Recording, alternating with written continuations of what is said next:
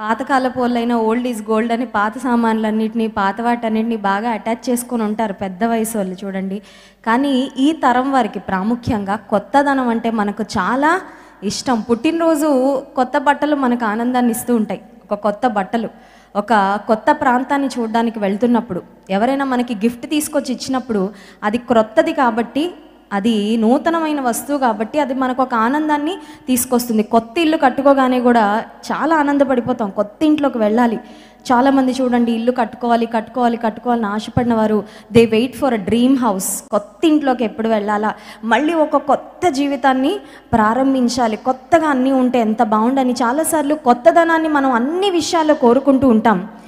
ఈ రాత్రికాల సమయంలో దేవుడు మనకిస్తున్న వాగ్దానం ఏంటంటే, ఎవరైనా క్రీస్తునందుంటే వారిని దేవుడు నూతన సృష్టిగా చేశాడంట. హల్లెలూయా. నూతన సృష్టి అంటే ప్రతి దినము మన జీవితంలో దేవుడు క్రొత్తదనాన్ని ఇస్తాడనమాట. హల్లెలూయా. షాప్కి వెళ్ళి కొత్త వస్తువు కొనుక్కొని వస్తే వచ్చే క్రొత్తదనం లాంటిది కాదు. చూడండి, ఏదైనా కొత్త ఫోన్ కొనుక్కోగానే ఎన్ని రోజులు ఉంటుంది ఆ సంబరం? మహా అయితే అందరికీ చూపించుకునేదాకా, అంతే కదండి. అందరికీ చూపించుకుంటాం, ఫోటో తీసి స్టేటస్ పెడతాం, గిఫ్టెడ్ విత్ న్యూ ఫోన్ అని అదని ఇదని ఏదేదో పెడుతుంటాం. ఆ తర్వాత వారం రోజులు అయ్యాక ఇంకా ఆనందం పోద్ది. కొత్త బట్టల ఆనందం ఎంతసేపు ఉంటుంది? వేసుకున్నంతసేపు. 2-3 సార్లు వేసుకున్న తర్వాత ఇంకా అది కూడా పోద్ది, ఆ మోజు కూడా పోద్ది. కొత్త ఇంటి ఆనందం ఎంతకాలం ఉంటుంది?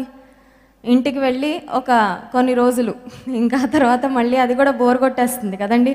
కొంతమంది కొత్త స్నేహితులు అంటే ఎంత ఇష్టమో, కొత్త అలవాట్లన్నీ తగిలించుకుంటారు, అనవసరంగా లేనిపోని సమస్యలు కొని తెచ్చుకుంటూ ఉంటారు. కానీ దేవాతి దేవుడు మనకిస్తున్న వాగ్దానం ఏంటంటే, క్రీస్తులో ఉన్న మనము నూతన సృష్టి. నూతన సృష్టి అంటే అర్థం ఏంటంటే, నీ జీవితంలో కొన్ని నీ గత జీవితానికి సంబంధించినవి, నీ పాత జీవితానికి సంబంధించినవి, వాటిని దేవుడు తొలగించి నిన్ను నూతన పరచాలని ఆయన కోరుకుంటున్నాడు. చూడండి, కంప్యూటర్స్లో ఏదైనా సాఫ్ట్వేర్ మనం ఇన్స్టాల్ చేసుకున్నప్పుడు ఎప్పటికప్పుడు వర్షన్ అప్డేట్ అయిపోతూ ఉంటుంది. ఒక ఫోన్ మనం తీసుకున్నా కూడా ఇప్పుడు iPhone 10 అయిన తర్వాత iPhone 11, iPhone 5 తర్వాత 6 తర్వాత 7, అలా ఆ వర్షన్స్ అప్డేట్ అయిపోతూ ఉంటాయి.